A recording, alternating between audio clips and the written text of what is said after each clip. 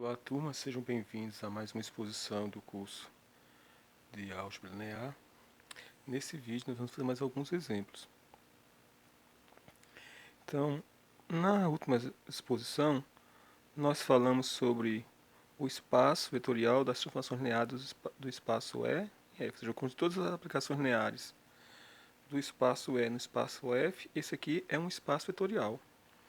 Quando esse espaço de chegada F é o corpo sobre o qual R está definido, que em geral é o conjunto dos reais, a gente, ao invés de escrever dessa maneira, né, com todas as aplicações lineares de E em R, nós escrevemos simplesmente E asterisco. Esse aqui é o conjunto de todas as aplicações lineares, né, é o conjunto de todas as aplicações lineares F, cujo domínio é E e cujo contradomínio, nesse caso aqui o corpo considerando os reais, então vai ser os reais, que são funcionais lineares. Vou colocar só linear isso aqui. A gente já falou que uma aplicação que vai do espaço vetorial sobre o seu corpo é chamada de funcional linear. Então, o conjunto de todas essas aplicações lineares, desses funcionais lineares, que nós devemos escrever assim, mas ele é tão importante que recebe esse nome, é asterisco, é chamado de espaço dual de E. Espaço dual de E. Vamos ver um exemplo desse espaço com relação, por exemplo, a quando E é igual ao Rn. Então, vamos supor agora que a gente vai investigar a situação em que nós temos um espaço vetorial Rn e vamos considerar as aplicações de Rn em R, todas elas. Então aqui F é uma aplicação do Rn em R, a gente quer ver como é o formato dessa aplicação linear. Bem, como a gente sabe que é uma aplicação linear, a gente pode fazer uma associação dessa aplicação linear com matrizes, então nós podemos atribuir a essa transformação linear uma matriz. A gente faz isso exatamente atribuindo para cada vetor da base um elemento aqui no contradomínio. Então, a base canônica do espaço Rn, o vetor E1, vai ser levado em algum elemento de R que eu vou chamar de A1. O vetor E2 vai no elemento A2 e assim sucessivamente. O vetor En vai vir no elemento AN. E quando nós vamos considerar a matriz para essa transformação linear com relação à base canônica, nós formamos a matriz colocando em cada coluna dessa matriz as imagens correspondentes dos vetores dessa base ordenada. Então, a primeira coluna seria a imagem do vetor E1. Como só é apenas o número A, então vou ter uma matriz que vai ter apenas uma única linha. Vou colocar 1 aqui. A segunda coluna é determinada pela imagem do segundo vetor da base. E2 vai. Então vou colocar apenas A2. E assim sucessivamente, até o último elemento de todos, que é a imagem do vetor EN, que é AN. Então essa aqui é a matriz que representa a transformação linear, que é um funcional linear, com relação às bases canônicas do Rn e dos reais, que é 1. Bem, então agora para saber qual é a imagem de um vetor, a gente multiplica essa matriz pela matriz que é exatamente o vetor do Rn, somente que é escrito em uma coluna, em vez do que a gente está acostumado a escrever em linhas. Então vou colocar aqui uma matriz, que na realidade é o vetor coluna que representa um vetor do Rn. Então o vetor genérico do Rn é x1, x2 até xn. Então quando eu multiplico essas duas matrizes, a gente tem quem é f aplicada a x1, x2, x3, xn. A multiplicação usual de matriz é a multiplicação que a gente conhece, é a única. A1 vezes x1 mais A2 vezes x2, e assim sucessivamente até o último, seria AN vezes xn. Ou seja, não importa quem seja a aplicação linear de Rn em R, e portanto um funcional linear, esse funcional linear aplicado a um vetor do Rn de coordenadas x1, x2, xn, ele é sempre escrito da forma A1x1 mais A2x2 mais ANxn, onde esses A índice e is aí, todos eles são números reais, que são exatamente as imagens dos vetores canônicos do Rn. Ou seja, então, qualquer que seja uma aplicação linear do espaço vetorial Rn em R, ele tem que ser necessariamente desse formato aqui. Vamos considerar um outro exemplo de funcional linear. Mas antes disso, então, isso quer dizer que o espaço dual do Rn, né, o Rn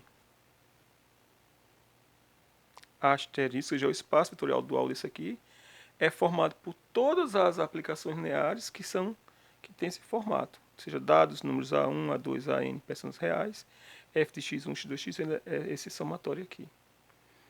Bem, vamos ver um outro exemplo de funcional linear, envolvendo agora, por exemplo, funções contínuas.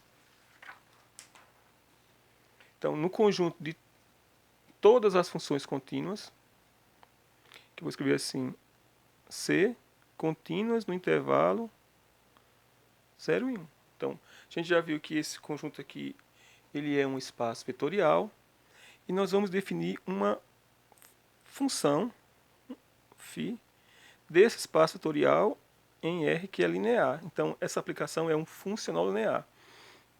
Lembre-se que aqui nós temos funções e aqui números reais.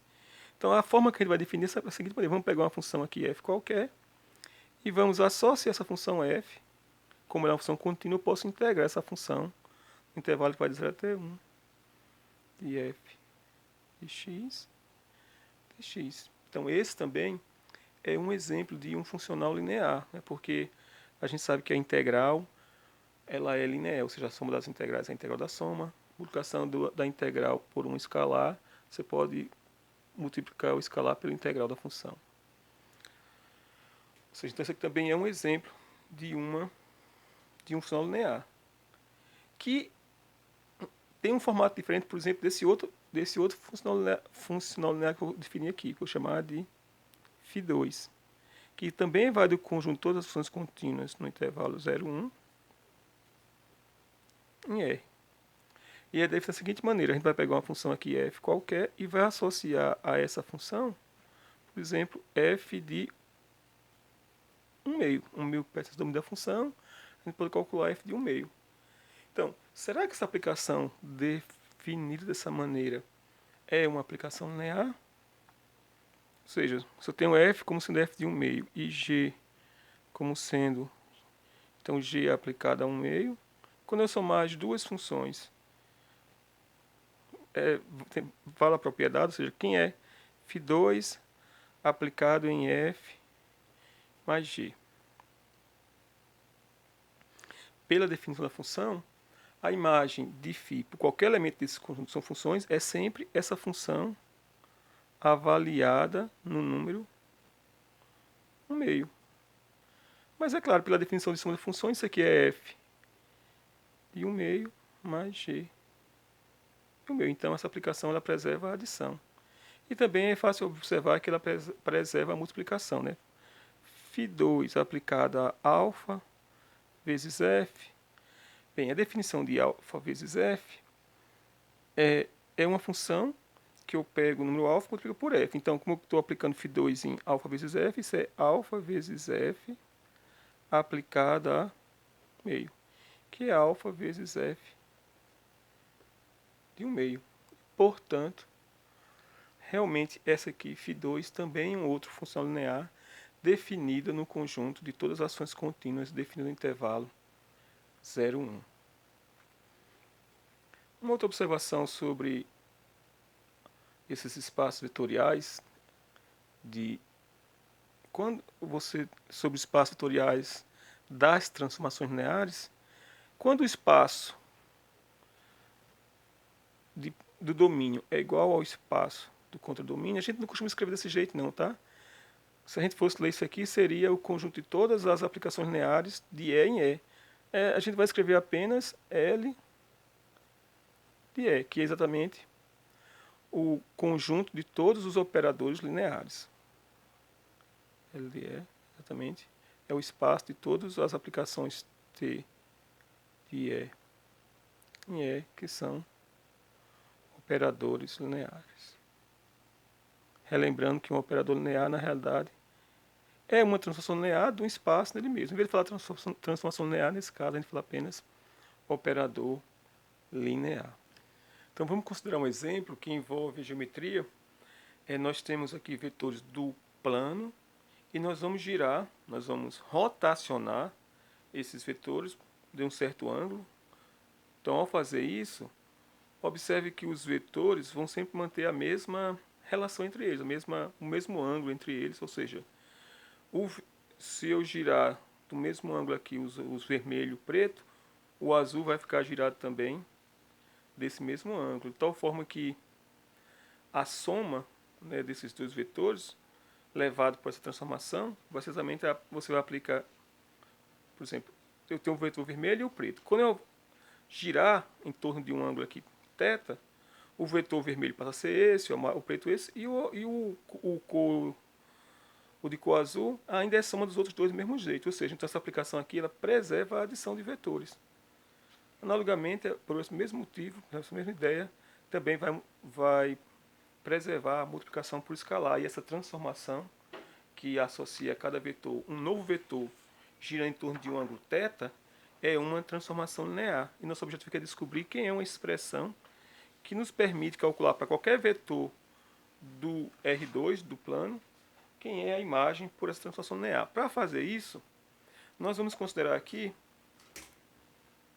a maneira usual de se encontrar a expressão para a transformação linear, que basta ver onde os vetores da base vão. Então nós vamos considerar inicialmente os vetores canônicos do R2. Está aqui o vetor E1 de coordenadas 1, 0 e o vetor E2 de coordenadas 0 e 1. Então, para determinar como encontrar essa aplicação linear, nós vamos ver onde é que esses vetores vão. Então, vamos supor então, que o vetor E1 foi levado pelo ângulo θ aqui no outro vetor. Vou colocar numa corzinha azul.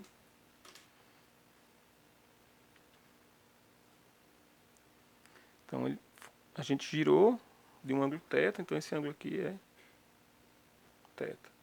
Mesma coisa acontece com esse outro vetor, né? Quando a gente girou aqui do ângulo θ, o vetor E2, ele também vai ser girado desse mesmo ângulo θ. Bem, agora a pergunta é, como é que a gente encontra as coordenadas desse novo vetor? Olha, o vetor E1, ele tem módulo 1, ele é o vetor 1, 0, x igual a 1, y igual a 0. Esse aqui é o vetor E1. Então, quando a gente girou esse vetor, o módulo dele não se altera. Então, o tamanho desse vetor aqui, desse segmento, é 1. Então, a gente pode encontrar as coordenadas utilizando a trigonometria. Né? O cosseno de θ vai ser igual ao cateto adjacente, que é a coordenada x, dividido por 1. Ou seja, deixa eu chamar isso aqui de...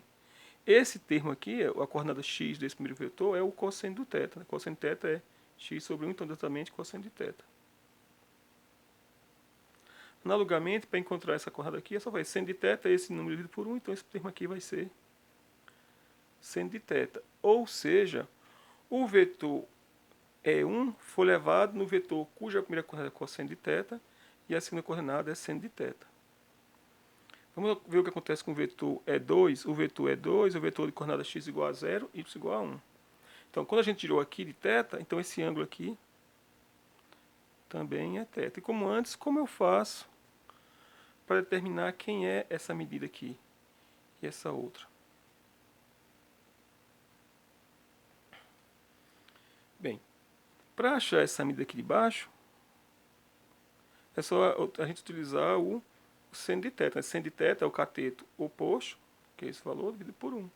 Então esse valor aqui vai ser o seno de θ, só que aqui é negativo. Então vamos ter menos seno de θ. E esse termo aqui, a gente sabe que é a unidade, a medida do segmento do vetor é 1, então cosseno de θ é 1 sobre esse valor, então isso aqui é exatamente cosseno de θ. Então, de tal forma, o que aconteceu foi que o vetor E1 foi levado por essa transformação linear num vetor cuja primeira coordenada é cosseno de θ e a segunda é seno de θ. E o vetor E2 foi levado em um vetor cuja primeira coordenada é a coordenada x é menos seno de θ e a segunda coordenada, que é a coordenada y, é o cosseno de θ. Ou seja, então a gente já sabe agora como encontrar quem é a transformação linear para essa matriz. Como é que a gente faz para encontrar a transformação linear dessa matriz? Nós colocamos na primeira coluna a imagem do primeiro vetor da base.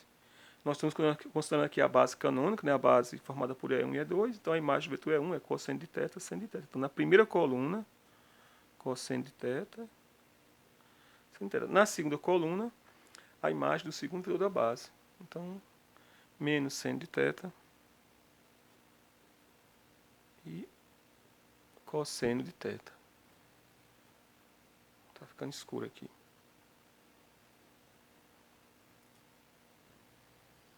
Pronto, então nós encontramos quem é essa a matriz que representa a transformação linear. Para encontrar a aplicação linear é só multiplicar aqui pelo vetor coluna do R2, que é xy. Então agora a gente pode multiplicar aqui e encontrar quem são as coordenadas desse vetor, as coordenadas da imagem. Então vamos lá, vamos chamar essa matriz de t, essa aplicação de t, tá? Então t aplicada a x e y vai ser igual a, vou multiplicar essa linha por essa coluna, tá? X vezes cosseno de θ. Então essa linha por essa linha por essa coluna menos y vezes seno de θ. E depois a segunda linha pela coluna, x seno de θ mais y cosseno de θ. Pronto, com isso a gente encontrou quem é a aplicação linear nesses vetores. Essa aplicação linear aqui, dado um vetor, rotaciona ele de um ângulo fixo θ.